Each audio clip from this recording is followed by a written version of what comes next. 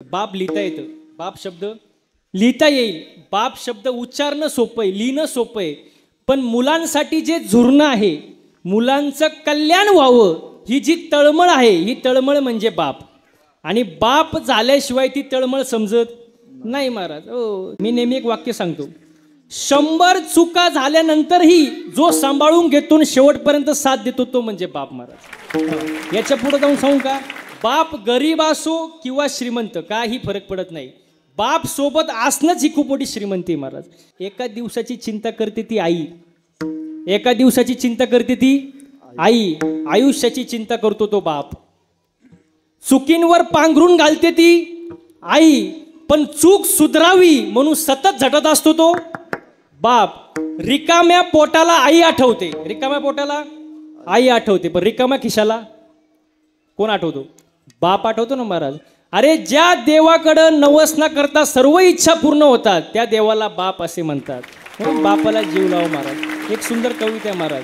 आई मायेचा सागर ही सत्य आहे कहाणी, पण दुर्लक्षित बापाच्या त्या वेदना कुणी जाणी.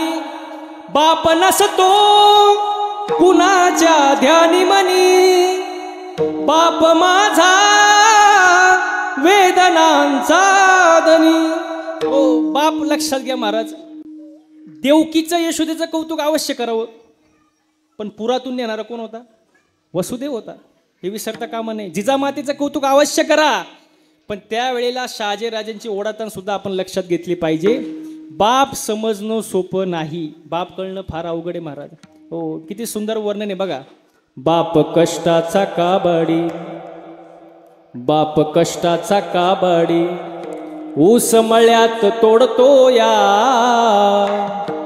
भाकर पोरासनी ठेवून कांड ऊसाच चाकतो या. खमीच खवाटी फाटलेलं, सुई दोऱ्यानं शिवलेलं, माझ्या बापाच्या धोतराला सदा थिगळ जोडलेलं. आली जत्रा गावाची, आली जत्रा गावाची, बाप गावात जायाचा, उधार पादार कापड पोरासनी आणायचा. जुन्या फाटक्यानं, जुन्या फाटक्यानं बाप जत्रेत फिरायचा, आमची सुखाची चिंता बाप मनात करायचा. म्हणून मी नेहमी एक वाक्य सांगतो, जीवनामध्ये माणसाने पापाला आणि बापाला घाबरलं पाहिजे, कारण जो पापाला घाबरतो त्याचा परमार्थ चांगला होतो, आणि जो बापाला घाबरतो त्याचा संसार चांगला होतो महाराज. हो, आई वडिलांना जीव लाव महाराज. एक सांगू का तुम्हाला, दुसऱ्याच्या बांधावर गेलेला 4 पायाचा बैल, वाक्य नीट आहे का, दुसऱ्याच्या बांधावर गेलेला 4 पायाचा बैल बापाने एक आवाज टाकला तर मागं फिरतो, फिरतो का नाही? अहो फिरतो का नाही? फिरतो. पण पोटच्या पोराला 4 वेळा आवाज द्या, मागं वळू सुद्धा पाहत नाही. अरे 4 पायाच्या बैलाला बाप आणि बापाचं प्रेम कळालं, पण या 21 वर्षाच्या बैलाला बाप आणि बापाचं प्रेम कळालं नाही, खूप मोठं दुर्भाग्य आहे महाराज. तुम्हाला विराट कोहली माहिती आहे का? विराट कोहली माहिती आहे ना? विराट कोहली ज्या वेळेला 1 रन घेतो ना, 1 रन, तो 22.5 फूट पळतो. किती किती 22.5 फूट पळतो, तेव्हा 1 रन घेतो तो. पण ज्या वेळेला तो 1 रन घेतो त्यावेळेला कोट्यावधी तरुण पोरं टाळ्या वाजवतात, वाजवतात का नाही? वाजवतात का नाही? पण तुमचा 75 वर्षाचा बाप रोज ह्या बांधावरून त्या बांधावर आयुष्यभर फेऱ्या मारतो, त्याच्या कधी टाळी वाजवून अभिनंदन केलं का तुम्ही? काय करणार? बापाचं योगदान कोणालाही समजत नाही. बाप समजणं फार अवघड आहे महाराज. उरा मंदी माया त्याच्या काळ्या मेघावानी, दाखविना कधी कुणा डोळ्यातल पाणी. जिजू जिजू संसाराचा गाडा हाकला, वटा मंदी हसू जरी कना वाकला. घडीभर तू थांब जरा, ऐक त्याची धापर, लई अवघड हाय गड्या उमगाया बापर, उमगाया बापर, लई अवघड हाय गड्या, उमगाया बापर, उमगाया बापर. म्हणून बापाला जीव लावा महाराज. जीवनामध्ये वडिलांचं फार मोठं कष्ट आहे, डोळ्यापुढं आणा महाराज. म्हणून वडिलांवरती प्रेम करा, आई वडिलांना जीव लावा महाराज. माय बाप केवळ काशीन न जावे तीर्थासे. आपल्या हिंदू धर्म संस्कृतीमध्ये 4 लोकांना देव मानले गेले. मातृदेवो, पितृदेवो, आचार्य देवो भव, आणि पुढं अतिथी देवो भव. हो, आई देव आहे, वडील देव आहे, आपल्याला जे शिक्षण देतात ते गुरुवारी आपले देव आहे. आणि पुढं चौथं काय? अतिथी. अतिथी शब्दाचा अर्थ काय? अतिथी म्हणजे तो कधी तिथी पाहून येत नाही, अचानक येतो, पण त्याला सुद्धा शास्त्रात देव मानले गेले महाराज. मला एक सांगा, पंढरपूरला देव आला कोणामुळं? कोणामुळं? पुंडलिकामुळं. काय केलं होतं त्यांनी? आई वडिलांची सेवा. एवढं कळलं तरी लय झालं महाराज. आपण आई वडिलांना उपाशी मारतून पंढरपूरची वारी करतो. देव कसा पावन महाराज? पाहू शकत नाही. तो देवच आई बापाच्या सेवेमुळे आलाय, हे फक्त आपण ध्यानात घेतलं पाहिजे महाराज. जीवनामध्ये आई वडिलांचं फार महत्व आहे. प्रत्येकाने आई वडिलांना जीव लावला पाहिजे महाराज. याचं पुढं जाऊन सांगतो तुम्हाला. हो, एकतर हा मनुष्यजन्म मिळत नशिबाने आपल्याला मिळालाय महाराज. आपण धन्य आहोत महाराज. एकतर मिळत नाही, मग याची किंमत ठेवा महाराज. हेच जर गेलं तर करायचं काय? आपले डोळे गेले आणि टीव्ही चालू झाला, काय किंमत आहे? आपले गुडघे गेले, गुडघे, आणि दारासमोरून दिंडी चालली, काय उपयोग आहे? मग ह्याला जपा महाराज. हे असेल तर सगळे महाराज. हो, धन्यता व्यक्त. तुकोबारा आजच्या अभंगामध्ये धन्यता व्यक्त करतात. धन्यता की नरदेह मला मिळालाय, मी धन्य आहे. लोक धन्य कशाला म्हणतात? विहिरीला पाणी लागलं, धन्य झालो बा. लॉटरी लागली, धन्य झालो. लग्न झालं, धन्य. मुलं झाला, अहो ते होणारच आहे ना महाराज. धन्यता कशाला म्हणतात? जे कोणालाही मिळालं नाही पण मला मिळालंय, ह्याला धन्यता म्हणतात. तुकोबारा म्हणतात, नरदेह मिळाला, मी धन्य झालो. य लोकेचा हा देह देव इच्छिता ती पाय. देवांना मिळत नाही पण मला मिळालं, म्हणून मी कसं झालो? धन्य झालो. आणि धन्य झालो म्हणून मी काय करू? धन्य आम्ही जन्म आलो, दास विठोबाचे झालो, विठोबाचे दास झालो महाराज. धन्य झालो. हो, आणि या आयुष्यामध्ये आल्यानंतर सच्चिदानंद पदवी घेणे. सच्चित आणि आनंद. आता आनंदाचे प्रकार आहे. आनंद, अत्यानंद, ब्रह्मानंद, प्रेमानंद, विषयानंद. जन्माला आला आनंद, जन्माला आला आनंद. कशाला आला? अत्यानंद. मी कोण? ब्रह्मानंद. परमार्थात प्रेमानंद, संसारात विषयानंद. जन्माला आला आनंद, कशाला आला? अत्यानंद. मी कोण? ब्रह्मानंद. परमार्थात प्रेमानंद, संसारात विषयानंद. आता समजा महिला मंडळ, तुम्हाला मी एक प्रश्न विचारतो. समजा तुम्हाला देवी प्रसन्न झाली, होणार नाही पण असं समजायचं की झाली बाबा, बोलत जा बरं का, म्हणजे तुम्हाला समजेल. समजा तुम्हाला देवी प्रसन्न झाली, देवी म्हणाली, बोल भक्तीनबाई बोल, मी तुझ्यावर प्रसन्न आहे. आवाज होते बरं का, मी तुझ्यावर प्रसन्न आहे. बोल, तुला कुठं जायचंय? स्वर्गाला जायचंय, नरकाला जायचंय का वैकुंठाला जायचं? कुठं जायचं? आता बोला पटकन, तुम्हाला कुठं जायचंय? तुमच्याशी कोण बोलते आता? हा, देवी बोलते. बोला पटकन, कुठं जायचंय? त्या गाडीचा ड्रायव्हरच मी, असं समजा, फक्त बोला. कुठं जायचं? स्वर्गाला जायचं का? हा, स्वर्ग, वैकुंठ, नरक, पटकन बोला. कुठं जायचं? कुठं? वैकुंठाला जायचंय. आता ऐका बरं का, ती ताई म्हणली वैकुंठाला जायचं. आता वैकुंठाला जायला तप करावं लागतं. काय करावं लागतं? काय करावं लागतं? पुरुष मंडळी बोला. तप. वैकुंठी जावया तपाचे. आणि तप हे 16 प्रकारचे आहेत. आपल्याच्यानी एकही तप होणार नाही, म्हणून वैकुंठाला जायची भाषा करायची, म्हणून वैकुंठ कॅन्सल. आता हा, कुठं जायचं? बोला पटकन. हा, स्वर्ग. स्वर्गाला जाण्यासाठी पुण्य करावं लागतं. आता नीट लक्षात द्या बरं का. स्वर्गाला जायला काय करावं लागतं? पुण्य. त्याला ओवी. मग त्या पुण्याची पावटी सरे, सवेची इंद्रपणाची उटी उतरे, मग येऊ लागते माघारी मृत्यू लोका. जोपर्यंत पुण्य तोपर्यंत स्वर्गात. पुण्य संपलं परत, मग परत जर खाली यायचं तर स्वर्गाला जायचं कशाला? स्वर्गाला जाऊ शकत नाही, कॅन्सल. मग आता राहिलं काय? आवाज येऊ द्या. हा, नरक. आता ऐका, नरकाला जायला पाप करावं लागतं. नरका जाणे तेने पाप आचरावं. नरकाला जायला काय करावं लागतं?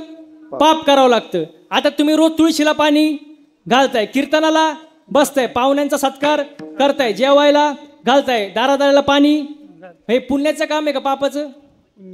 मग तुम्ही नरकालाही जाऊ शकत नाही, मग तुम्ही वैकुंठालाही जाऊ शकत नाही, ऐका बरं का, स्वर्गालाही जाऊ शकत नाही, नरकालाही जाऊ शकत नाही. मग मला पटकन उत्तर द्या, तुम्हाला जायचंय कुठं?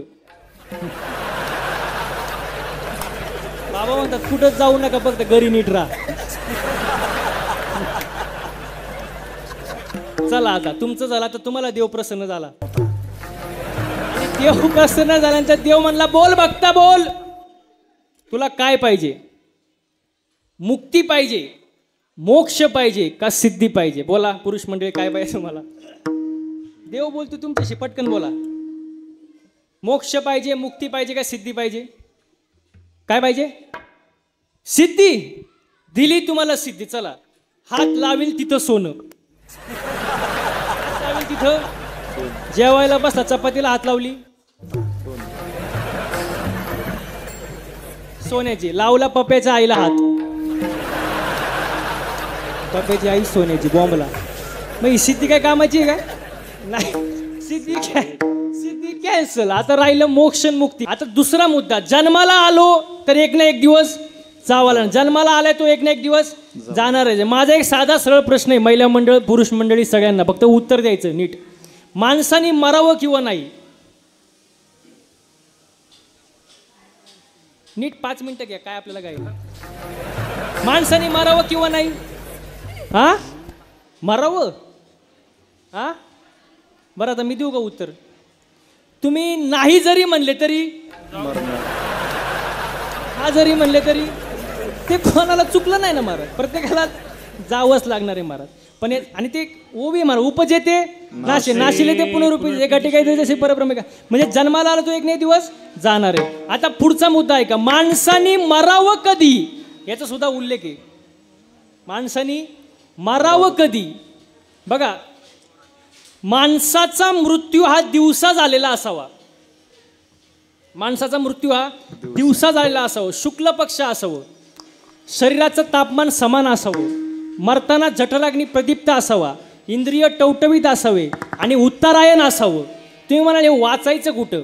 ज्ञानेश्वरीमध्ये अध्याय क्रमांक 8 श्लोक क्रमांक 24 ओवी क्रमांक 202, आत अग्नी ज्योतीचा प्रकाश, बाहेरी शुक्ल पक्ष आणि दिवसू आणि सामा सामाजी मासू उत्तरायण. माणसाचा मृत्यू दिवसा असावा, शुक्ल पक्ष असावं, उत्तरायण असावं, इंद्रिय टवटवीत असावे, ओ मरताना जठराग्नी प्रदीप्त असावा, हे लक्षण आहे. मग तुम्ही म्हणाल तुम्ही एवढं जीव तोडून बोलताय महाराज, तुम्ही सुद्धा नीट मराल का? सांगता येत नाही. मी सुद्धा उरफाटा तिरफाटा मरू शकतो महाराज, कारण जो जन्माला आलाय तेव्हाच त्याचा मृत्यू लिहिलेला आहे, ते आपल्या हातात नाही. पण ह्या सगळ्या अटी आहे मरणाच्या महाराज. आता याच्या पुढे जाऊन सांगतो, आता तुम्हाला मी मरूनच दाखवतो, फक्त लक्ष माझ्याकडे द्या, डायरेक्ट जागेवर मरून दाखवून राहिला. बघा, ज्याचा शेवटचा काळ जवळ आलाय त्याचं काय होतं? डोळे कमी दिसतं, डोळ्याची पॉवर कमी होते, ऐकायला कमी येतं महाराज, हो, पचनशक्ती मंदावते, त्यामुळे काय होते? रक्त बनवण्याचा कारखाना स्लो होतो महाराज, आणि हळूहळू माणूस खाटावर पडतो, कारण काळ जवळ आलेला असतो. आता याचं पुढं नीट ऐका, जेव्हा माणूस शेवटच्या स्टेजला असतो तेव्हा त्याची तुम्ही नजर बघितली का? नजर, तो एकाकडं जर पाहायला लागला की त्याच्याकडेच पाहत राहतो, दुसरीकडे लक्ष देत नाही. आपले घरचे येतात फळं घेऊन, तो अजिबात पाहत नाही. आणि लोक पण असे विचित्र असतात, तो खात नाही म्हणून फळं घेऊन जातात. तो जेव्हा चांगला असतो, खात असतो, तेव्हा त्याला फळं कोण देतं? कोण नाही. त्याला खाता येत नाही, चला फळं घेऊन, चला नारळ पाणी घेऊन मारा. तुम्ही एक गंमत बघितलं का? हॉस्पिटलमध्ये पेशंटच्या उशाखाली, उशाजवळ ढीग लागलेला असतो फळांचा, पण तो खात, पण त्याला सांभाळायला जो फट्टा असतो यासोबत, तो दिवसाला 5-5 सफरचंद खातो. आणि त्याच्याकडे जर आपण गेलो ना असं चेहरा करून दुखीत, त्याला म्हणलं हा घे तुला डबा टिफिन आणलाय, तो म्हणतो नको. का? वासानं जेवण जात नाही. अरे तुझं सफरचंद खाऊ खाऊ गाल वर आले म्हणतो, वासाने जेवण जात नाही. लोक असे महाराज, कोणी कोणासाठी मरायला मोकळं नाही. हा सगळा मायेचा बाजार आहे महाराज. हां, आता नीट लक्ष द्या. पेशंट घाटावर पडलाय, शेवटचा काळ जवळ आलाय, आता शेवटी काय होतं, त्याने आयुष्यभरात जेवढे वाईट कर्म केले ते सगळे त्याच्या डोळ्यापुढे येतात. दुधात पाणी किती वेळा टाकलं हिशोब, शाळेत पेपरची त्यानं कॉपी केली का हिशोब, कोणाकोणाचे लग्न मोडले हिशोब, राष्ट्रवादीचा प्रचार केला, शिवसेनेचे पैसे घेतले, भाजपचं बटन दाबलं हिशोब. जेवढे वाईट कर्म केले ते सगळे त्याच्या डोळ्यापुढे येतात. आणि डोळ्यापुढं आल्यानंतर त्या इच्छेचं वासनेत रूपांतर होतं आणि शेवटी जी वासना निर्माण होते त्या गतीला माणूस जातो. वासना लगेच त्याच्या भावाला फोन करते तिच्या, कोण, यम बुलेटला किक मारून येतो, त्याच्या बोकांडी बसतो, जीव गेला, रडारडीला सुरुवात, नागपुडीत कापूस, हो, आणि मरणी जयाचे आठवे, तो ते गती पावे. म्हणून जीवनामध्ये येऊन मनुष्य कधी जाईल याची गॅरंटी नाही. आहे तवर चांगलं जगा महाराज, सगळे गेले आपणही जाणारे महाराज. किती सुंदर वर्णन आहे. आज जमेला पंजा मेला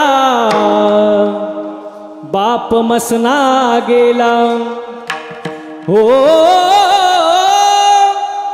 देखत देखत नातू पंतू तोही तैसा झाला, देखत देखत नातू पंतू तोही तैसा झाला. उठा जागा पाठे बयाले मोठे, उठा जागा पाठे बयाले मोठे, उठा जागा पाठे बयाले मोठे, उठा जागा पाठे बयाले मोठे. हो आज मेला पंजा मेला बाप मसना गेला, मेला पंजा मेला बाप मसना गेला, आज मेला पंजा मेला बाप मसना गेला, आज मेला पंजा मेला बाप मसना गेला. हो देखत देखत देखत देखत देख देखत नातू बंधू तोही तैसा झाला, देख देखत नातू बंधू तोही तैसा झाला, देखत देखत नातू बंधू तोही तैसा झाला. उठा जागा पाठी बयाले मोठे, उठा जागा पाठी बयाले मोठे, उठा जागा पाठी बयाले मोठे, उठा जागा पाठी बयाले मोठे.